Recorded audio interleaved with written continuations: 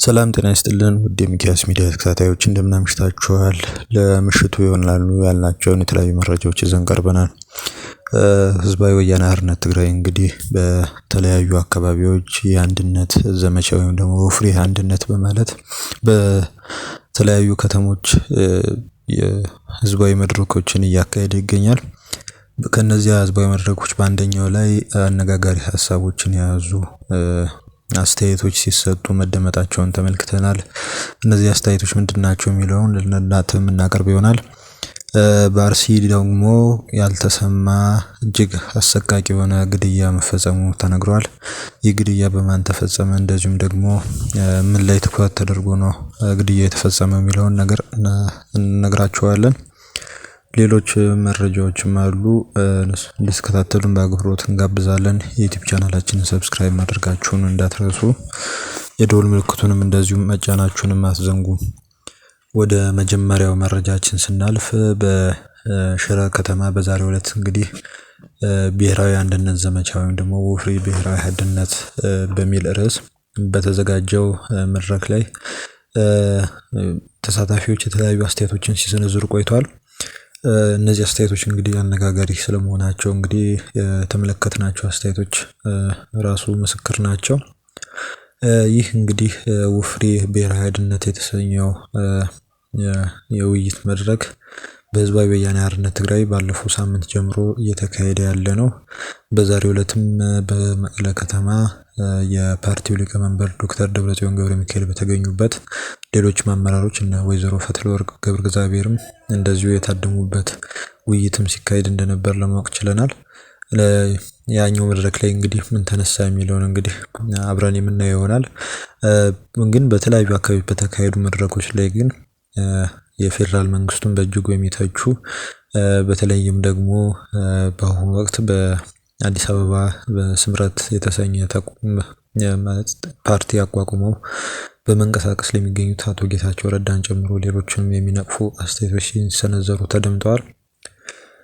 በተለያዩ መድረኮች ላይ የተነሱትን አስተያየቶች በሌላ ጊዜ በሰፊው የምናቀርብላችሁ ሲሆን በዚሁ በሽረ ከተማ ተካሂዷል ባልናችሁ መድረክ ላይ ተሳታፊ ከሆኑ ሴቶች የተነሱ የተለያዩ አስተያየቶች ነበሩ። እነዚህ እንግዲህ የፓርቲው ደጋፊ የሆኑ ሴቶች ናቸው። በዚሁ መድረክ ላይ እንግዲህ የተነሳው ነጥብ ምንድነው? እኛ ተጋሩ ኢትዮጵያንን ሰርተናታል፣ ነገር ግን ብዙ ዋጋ ከፍለንላት ለኢትዮጵያ ማለት ነው፣ ለኛ ግን አልጠቀመችንም። ህወሓት በርካታ ስራዎችን ለዛች ሀገር ቢሰራም የተሰጠው ካሳ ወይም ደግሞ ምላሽ ስድብ ሆኗል። ስለዚህ ዛሬም ሆነ ነገ በመስመራችን ጸንተን መንቀሳቀስ አለብን ሲሉ አስተያየታቸውን መስጠታቸውንም ለማወቅ ችለናል። ለኛ ትግል አዲስ አይደለም ብለዋል እነዚህ ሴቶች። እንግዲህ ለሶስት ትውልድ ታገልነን ነን፣ እስካሁን ድረስም እየታገልን እንገኛለን። አሁን ደግሞ አደረጃጀታችን አጠንክረን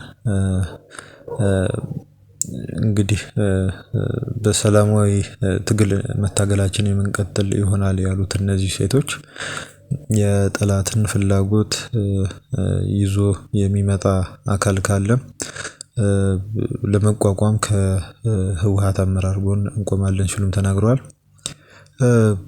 እንግዲህ በዚሁ መድረክ ላይ ከተነሱ ሌሎች አስተያየቶችን መካከልም የትግራይ እናት እየተሰደበች ዝም የምትልበት ሁኔታ አይኖርም፣ ስርዓት መያዝ አለበት፣ ልትሸማቀቅም አትገባም፣ ድርጅታችንም ሊከበር ይገባል ሲሉ ተናግረዋል።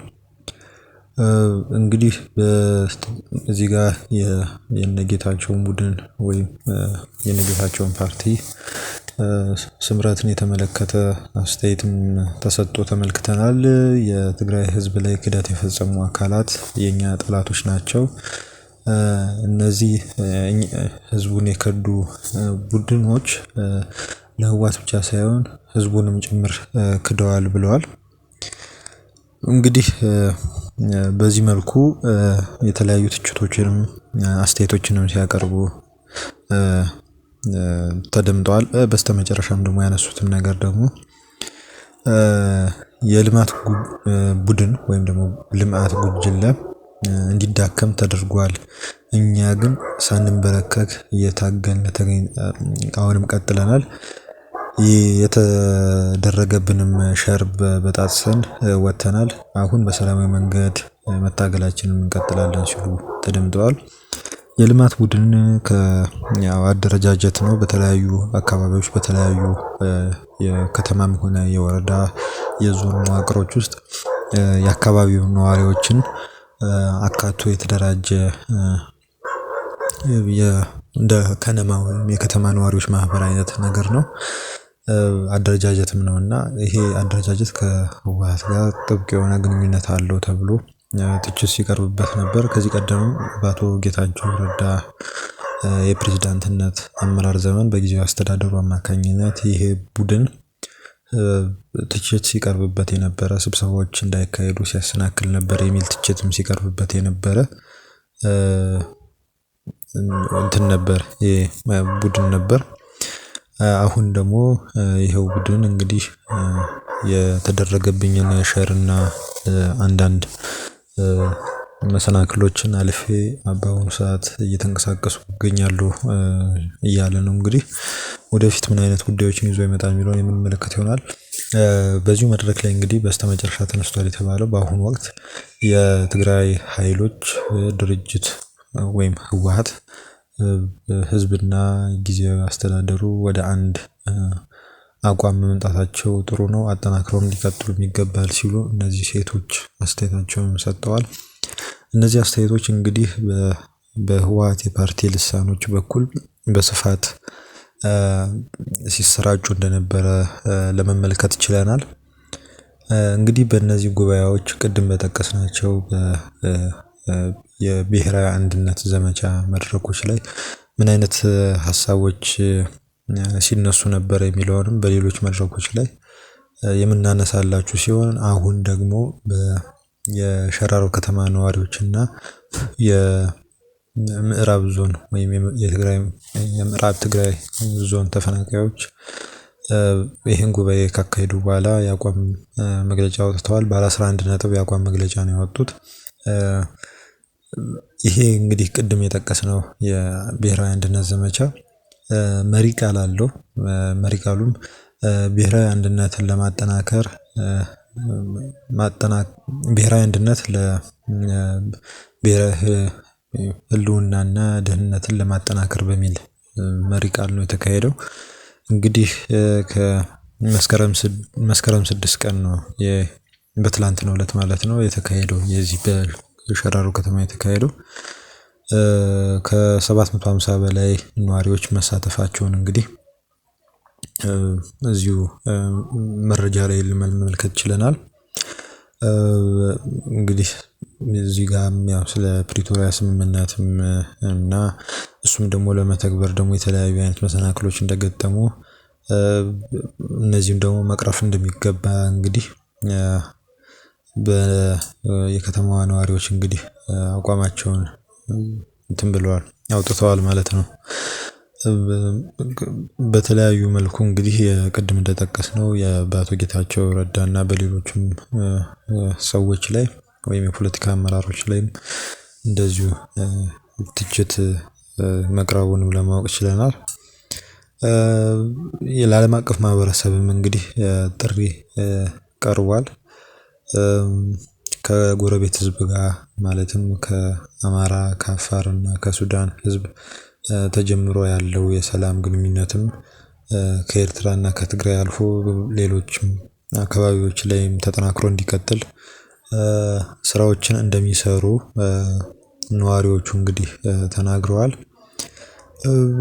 ከሞላ ጎደል እንግዲህ በአብዛኛው እንግዲህ ህወሓት በድርጅታዊ አቋሙ በተደጋጋሚ ሲያቀርባቸው የነበሩ የተለያዩ ሀሳቦች ናቸው በድጋሚ አቋም መግለጫው ነው የመጡት።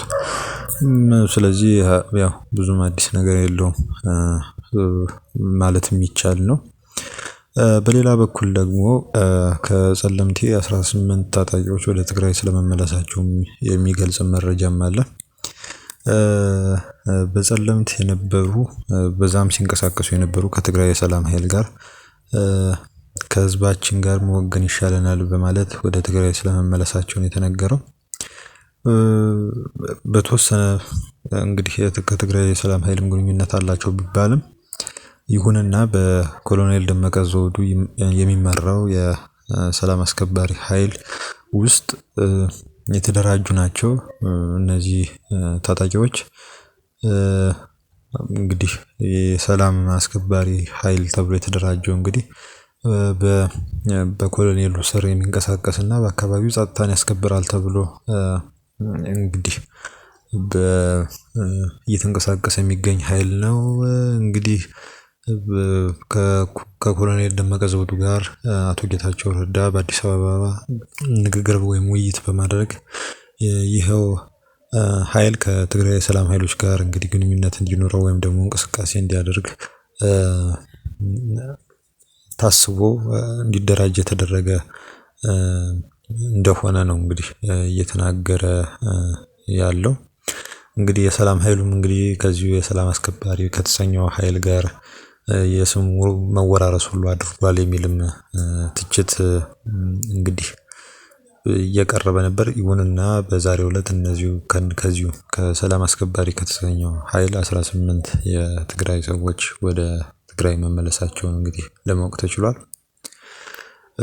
እንግዲህ የትግራይ ሰላም ኃይልን በተመለከተ እንግዲህ በርካታ አወዛጋቢ ጉዳዮችም ሲነሱ እናዳምጣለን። ያው ከአመራሮቹና ወዲያን ጥሩ እንደዚሁም ደግሞ ሌሎችም ወታደራዊ ኃይሎች እነ ዘውዱ ኪሮስ ከፌደራል መንግስቱ ጋር ያላቸው ግንኙነት ምንድነው፣ እስከምን ድረስ ያለ ነው የሚለውን ጉዳይ እጅግ በጣም አጠያያቂ ሆኖ ነው የሚታየው።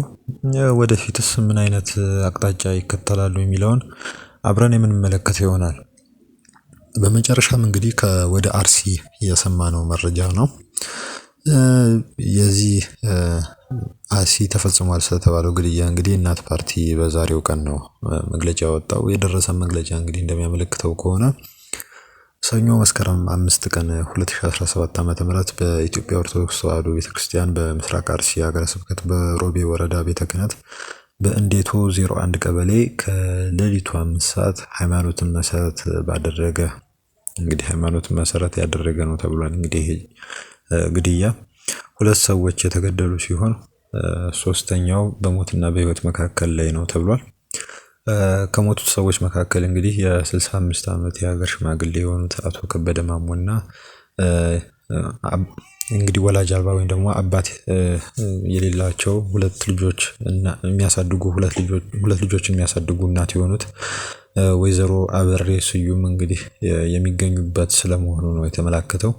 በሞትና ህይወት መሃል ያለው የ14 ዓመት ታዳጊ የሟች አበሬ ልጅ መሆኑን ማረጋገጥ መቻሉን እናት ፓርቲ ገልጿል። የአካባቢው ነዋሪዎች እንግዲህ በአርሲ ሮቤ አካባቢ የሚገኙት ማለት ነው የዜጎች ዕጣ ፈንታ ሞት፣ ስደት፣ የንብረት መዘረፍና መውደም ሆኗል ሲሉ ተደምጧል። በገጠር የሚኖሩት ዜጎች ወደ ከተማ መሰደዳቸውን እንደዚሁም ደግሞ የእርሻ መሬቶቻቸውን ማረስ እንዳልቻሉ ነዋሪዎቹ ተናግሯል። እንግዲህ እናት ፓርቲ ለመንግስት ባቀረበው ጥሪ አማካኝነት መንግስት ህዝቡን የመጠበቅ ስራውን ማድረግ ካልቻለ ህዝቡ ራሱ እንዲከላከል መፈቀድ ይኖርበታል ሲል አመልክቷል። እንግዲህ በተደጋጋሚ በአርሲ አካባቢ እንደዚህ አይነት የግድያ ዜናዎችን መስማት ተመሳሳይ ጉዳይ ሆኗል። ከመንግስት በኩል ምን አይነት ምላሽ ይሰጣል የሚለውን አብረን የምንመለከተው ይሆናል። ስላዳመጣችሁን እያመሰገንን የዩቲዩብ ቻናላችንን ሰብስክራይብ እንድታደርጉ አሁንም በአክብሮት እንጋብዛችኋለን። መልካም ምሽት።